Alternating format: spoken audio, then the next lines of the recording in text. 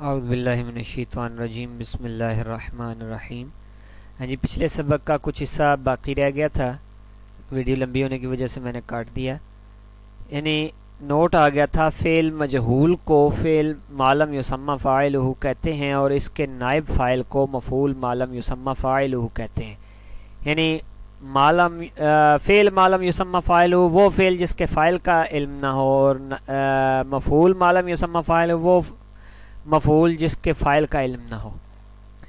تو فعل متعدی کی اقسام آگے آ گئیں۔ کہتے ہیں فعل متعدی کی 4 قسمیں ہیں۔ نمبر 1 وہ فعل متعدی جو ایک مفعول کو چاہتا ہو، نمبر 2 وہ فعل متعدی جو 2 مفعولوں کو چاہتا ہو، اور نمبر 3 وہ فعل متعدی جو 2 مفعول چاہتا ہو اور کسی مفعول کا حذف کرنا جائز نہ ہو، اور چوتھی صورت یہ ہے کہ وہ فعل متعدی جس کے 3 مفعول آتے ہوں، اسے متعدی بسے مفعول کہتے ہیں۔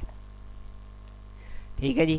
اور تیسری صورت میں یہ افعال قلوب کے ساتھ خاص ہے۔ ٹھیک ہے جی، تیسری صورت۔ تو مثالیں میں نے جان بوجھ کے نہیں پڑھی، آگے ہم چلتے ہیں۔ تو وہ کہتے ہیں مندرجہ ذیل افعال ہیں، ٹھیک ہے جی، وہ فعل متعدی جو سے مفعول ہیں ان سے یہ سارے افعال آ رہے ہیں۔ نوٹ آ گیا، یہ تمام مفعول بہی ہیں۔ ٹھیک ہے جی۔ علمتو کا دوسرا مفعول، اعلمتو کا تیسرا مفعول، اور نیز مفعول لہو اور مفعول معہو فاعل کے قائم مقام نہیں ہو سکتے۔ ٹھیک ہے جی، یہ سارے فاعل کے قائم مقام نہیں ہوں گے مجہول میں، جبکہ باقی مفعول نائب فاعل بن سکتے ہیں۔ ٹھیک ہے، یہ خاص خیال رکھنا ہے۔ علمتو وغیرہ کے دوسرے مفعول کی نسبت پہلے مفعول کو نائب فاعل بنانا زیادہ مناسب رہے گا فعل مجہول کی صورت میں۔ ٹھیک ہے، آگے انہوں نے سوالات آگے ہیں، سوالات کیے ہیں، ان سوالوں کے آپ جوابات دیں۔ اگر سمجھ نہ آئے تو مجھ سے رابطہ قائم کریں، یا اپنے ٹیچر یا اپنے استاد سے رابطہ قائم کریں۔ تو آگے شروع ہو رہا ہے افعال ناقصہ۔ افعال ناقصہ 17 ہیں۔ کانا، سارا، اصبح، امساد، حاذ اللہ، باتا، ما بارح، ما فاتح، من فکا، ما داما، لیسا، یہ 17 ہیں۔ میں نے ذرا اور طریقے سے پڑھے ہیں، تو آپ یہ آگے پیچھے ان کے نام لکھے ہوئے ہیں، تو آپ انہیں دہرا لیں۔ مختلف کتابوں کے اندر مختلف طریقے سے لکھے ہوئے ہیں۔ یہاں آدھا اور غدا اور راحہ، ان کے یہ الفاظ کچھ زیادہ ہیں۔ آدھا، ٹھیک ہے جی، اور یعنی کہ یہ 9 نمبر، 10 اور 11 یہ والے نمبر زیادہ ہیں، اور کچھ انہوں نے بیچ میں سے چھوڑ دیے ہیں۔ تو مختلف کتابوں میں مختلف وہ دیتے ہیں جتنی ضرورت کے، ہر ایک کا اپنا اپنا انداز ہے۔ یہ ویسے 17 انہوں نے بتائے ہوئے ہیں، زیادہ ہیں یہ۔ تو یہ اس طریقے سے چلتے ہیں، دلہ، باتا، ما باریحا، ما فاتحہ، من فکا، ٹھیک ہے جی، ما داما، لیسا، یہ سارے 17 ٹوٹل ہیں۔ تو انہوں نے یہ ساری صورتحال بتائی۔ اس کے بعد وہ کہتے ہیں یہ افعال تنہا فاعل کے ساتھ پورے نہیں ہوتے بلکہ خبر کے محتاج ہوتے ہیں، اس لیے ان کو افعال ناقصہ کہتے ہیں۔ یہ افعال جملہ اسمیہ پر داخل ہوتے ہیں، جیسے کانا زید قائم، یہ افعال ناقصہ میں آئے ہیں۔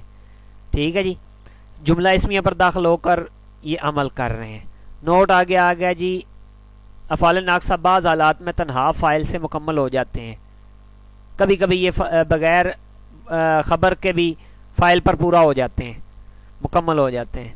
اس کے بعد آگے کہتے ہیں افعال مقاربہ، یہ خبر کے قریبی واقع ہونے پر دلالت کرتے ہیں، یہ بھی جملہ اسمیہ پر داخل ہوتے ہیں، اور لیکن ان کی خبر فعل مضارع ہوتی ہے۔ ٹھیک ہے، جیسے شروع میں بعض اوقات لفظ ان آتا ہے، جیسے عصا زید ان تخرجا، اور کبھی ان بغیر ہوتا ہے، ان کے بغیر ہوتا ہے، جیسے عصا زید یخرج۔ یہ بھی ممکن ہے کہ فعل مضارع جو ہے لفظ ان کے ساتھ مل کر عصا کا فاعل ہو اور عصا کو خبر کی ضرورت نہ ہو، جیسے عصا ان یخرج زید۔ اس صورت میں فعل مضارع محل رفع میں ہونے کی وجہ سے مصدر کے معنی میں ہوتا ہے، یعنی عصا خروج زید، خروج زید وغیرہ وغیرہ۔ افعال مدح ضم، افعال مدح ضم 4 ہیں۔ نمبر 1 نعمہ، بئسا، حبذا اور ساء۔ نعمہ اور حبذا مدح کے لیے، اور بئسا اور ساء ضم کے لیے آتے ہیں۔ مدح ضم یعنی کہ تعریف اور مذمت کے لیے آنا۔ ان افعال کے فاعل کے بعد آنے والا اسم مخصوص بالمدح یا مخصوص بالضم کہلاتا ہے۔ حبذا کے علاوہ افعال مدح ضم کے فاعل کے لیے شرط یہ ہے کہ وہ معرف باللام ہو، جیسے نعم الرجل زید، معرف باللام کی طرف مضاف ہونا چاہیے، جیسے نعم صاحب القوم زید، فاعل ضمیر مستتر ہو اور اس کی تمیز نکرہ منصوب ہو، جیسے نعم رجلا زید۔ نعم کا فاعل ہوا ہے اور رجلا تمیز ہونے کی وجہ سے منصوب ہے کیونکہ ہوا ضمیر میں ابہام ہے۔